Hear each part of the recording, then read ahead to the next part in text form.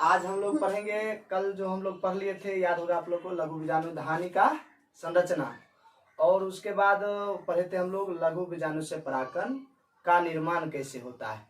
आज हम जानेंगे कि परागकण का संरचना क्या होता है और परागकण का मेन काम जो होता है वो क्या होता है, ठीक है ना। इसके बारे में हम लोग आज क्या करेंगे, जानेंगे। आइए हम पहले चलते हैं परागकण की तरफ। देखिए ये परागकण कल बना गया था और हम कल भी बताए थे कि लघु बीजाणु परिपक्व होकर वो परागकण का क्या करता है, निर्माण करता है।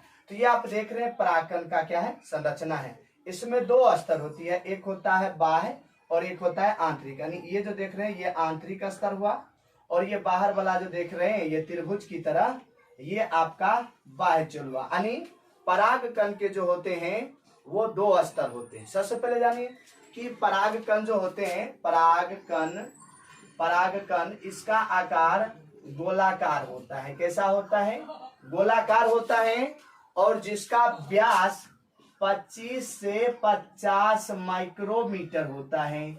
25 से 50 माइक्रोमीटर होता है।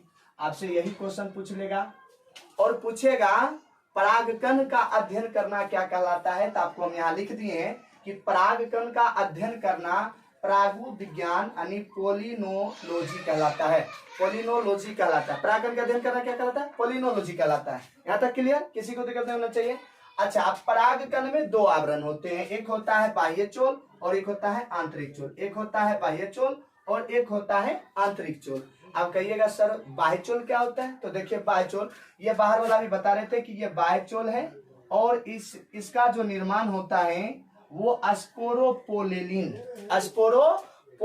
नामक रासायनिक एंजाइम के कारण होता है, जो किसके द्वारा स्रावित होता था। कल बताए थे पिछले के वीडियो में कि यह टेपिटम नामक अस्तर द्वारा स्रावित होता है। कौन, स्पोरोपोलेलिन, ठीक है ना।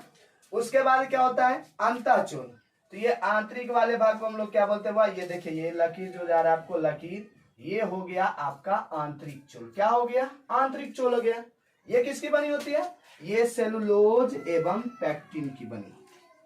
तो आपसे अगर कोई पूछ देगा कि बताइए कि परागकण का आकार कितना होता है, तो आप मैंने रूप कर दिया 25 से 50 माइक्रोमीटर होता है। परागकण का अध्ययन क्या है, परागु विज्ञान कहलाता है, पोलिनोलॉजी कहलाता है। परागकण में कितने आवरण होते हैं, दो होते हैं, बाह्य चोल और अंतःचोल।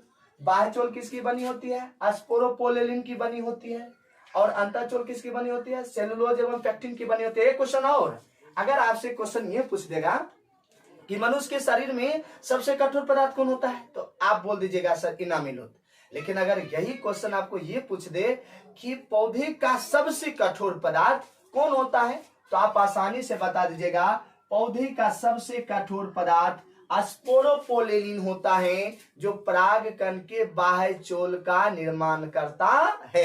यहां तक तो हमको लगता है दिक्कत नहीं होना चाहिए। चलिए आगे आप चलते हैं। कहता हुआ परागकण जो है, परागकण से मनुष्य में कई प्रकार के मतलब एलर्जी उत्पन्न होता है। कहता है परागकण जो होता है कुछ लोगों में, यानी कुछ पौधे ऐसे होते हैं जो मनुष्य में एलर्जी रोग उत्पन्न करता है, यानी दमा, एलर्जी, श्वसनी शोथ, ये संबंधित बीमारी जो है वो परागकण से होते हैं। जिसमें मुख्य जो पौधे होते हैं, मुख्य पौधा कौन कौन होता है, घासों में दूब घास, देखिए डायकेथियम एनुलेटम ये भी पौधा है। उसके बाद रेंगबीड ये भी पौधा है। पार्थेनियम जिसे हम कहते हैं गाजर घास, जो गेहूं के साथ हमारे देश में आया था।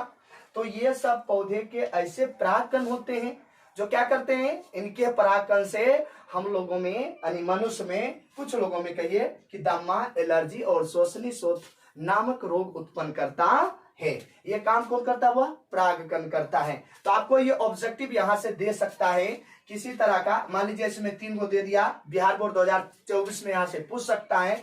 तो कह सकता है कि निम्नलिखित में कौन से पौधे यानी मनुष्य में दमा रोग उत्पन्न करता है। अगर ऑप्शन ए दिया दूब घास, 2 दिया डायकेथियम एनुलेटम, 3 में दिया रेंगबीज और डी दिया इनमें सभी, तो क्या हो जाएगा, इनमें से सभी। इस टाइप का क्वेश्चन यहां से आ सकता है। ऐसा भी क्वेश्चन पूछ सकता है कि पार्थेनियम किस पौधे यानी अनाज के साथ भारत देश में आया था। तो किस अनाज के साथ, पार्थेनियम देखिए यहाँ है, ये आया था वो गेहूं जो पौधा है उन पौधे के साथ पार्थेनियम भारत में आया था। कन्फर्म। अब चलिए कल के वीडियो में भी बताए थे कि परागकण को किसी भी पौधे का परागकण है, अगर उसको हमको सुरक्षित रखना है, देखिए यहाँ पॉइंट बनाए हुए हैं कि -196 डिग्री द्रव नाइट्रोजन में इसको रखा जाता है, जिससे क्या होता है, परागकण सुरक्षित रहता है। जब भी निषेचन कृत्रिम निषेचन कराना होगा तो यहाँ से फिर परागकण निकालकर और पौधे के स्टिग्मा पर छिड़क देगा तो फिर निषेचन की क्रिया हो जाएगा, इसलिए इसको -196 डिग्री सेल्सियस पर रखा जाता है। आप देखिए सब पौधे का क्या होता है, परागकण का जो है जीवन अवधि अलग अलग होता है, क्योंकि जब जीवों का जीवन ही अवधि अलग अलग होता है तो स्वाभाविक है कुछ पौधे का ऐसे होते हैं परागकण जिसका जीवन अवधि अलग अलग होता है। सबसे पहले समझिए सूरजमुखी कुल के पौधे। देखिए आप लोग 11th में पढ़े होंगे कि मतलब पौधे को 2 कुल में बांटा गया, एक बीजपत्री में अलग और 2 बीजपत्री में अलग, तो उसी में एक कुल आता है सूरजमुखी कुल। इस कुल के पौधे के जो परागकण होते हैं वो मात्र 3 घंटा ही जीवित रह पाता है। अगर 3 घंटा में चाहे वह स्वपरागन हो जाए या पर परागन हो जाए तो निषेचन हुआ, यदि नहीं हुआ तो वो परागकण क्या हो जाता है, समाप्त हो जाता है, ठीक है ना। उसके बाद जो है अब देखिए गेहूं, बाजरा, धान, ये सब के जो होते हैं परागकण 30 मिनट तक, कितना मिनट तक, 30 मिनट तक जीवित रहता है और उसके बाद इसका परागकण क्या हो जाता है, समाप्त हो जाता है। द्विबीजपत्री के पौधे के कुल एक और है, रोजेसी, सोलेनेसी और लेग्यूमिनेसी, 3 ऐसे कुल हैं। ये तीनों को, जैसे रोजेसी में कौन कौन आता है, सेब, नाशपाती, गुलाब और आता है, ठीक है ना, हम 2-3 लिख दिए आपको। सोलेनेसी आलू, बैगन, टमाटर आता है इसके अंतर्गत। लेग्यूमिनेसी इसके अंतर्गत मटर, मूंगफली, सोयाबीन। ये जो है इस तीनों कुल के पौधे जो होते हैं इसके परागकण के जीवन अवधि जो होता है वह 1 महीना होता है। कितना होता है, 1 महीना होता है। तो यहां से आपको किसी तरह का भी ऑब्जेक्टिव बिहार बोर्ड पूछ सकता है। आपको अगर दे देगा बताइए कि बैगन के पौधे हैं उसके परागकण का जीवन अवधि कितना होता है, तो आप आसानी से बता दीजिएगा 1 महीना का होता है। अगर क्वेश्चन पूछ दिया गुलाब पौधे का परागकण का जीवन अवधि कितना होता है, तो 1 महीना होता है। अगर क्वेश्चन आपको पूछ दिया कि बाजरा पौधे का परागकण का जीवन अवधि कितना होता है, तो 30 मिनट होता है, ठीक है। अगर सूरजमुखी कुल के पौधे का जीवन अवधि कितना होता है, तो 3 घंटा होता है। तो किसी तरह का क्वेश्चन यहाँ पर आपसे पूछ लिया जाएगा। उसके बाद आगे हम चलते हैं कि परागकण जो है इसका जो है आहार के रूप में भी प्रयोग किया जाता है। यहाँ हम आपको देखिए लिखे परागकण आहार, मतलब परागकण का जो है वह भोजन के रूप में भी इसका प्रयोग किया जाता है। क्यों, क्योंकि इसमें देखिए हम लिखे विटामिन, प्रोटीन, खनिज लवण, विशेषकर विटामिन बी सबसे अधिक पाया जाता है। आप इसको बिल्कुल इसको याद कर लीजिएगा ढंग से।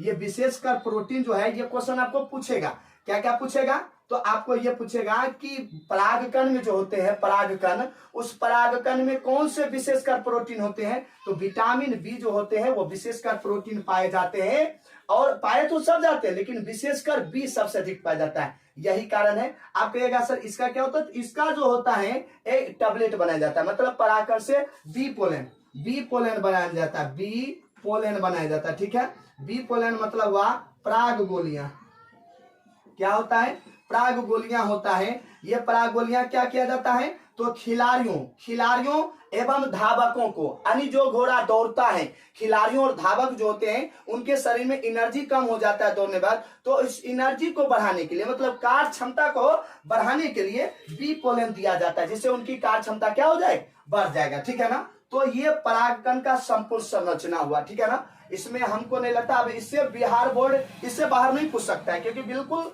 ये परागकण के इससे ज्यादा क्वेश्चन आना इम्पॉसिबल। ये बिल्कुल इतना ही आप लोग अगर कवर कर लिए तो इससे एक भी क्वेश्चन बाहर नहीं आएगा। कुछ बच्चे कहते हैं हमको मन नहीं लगता है।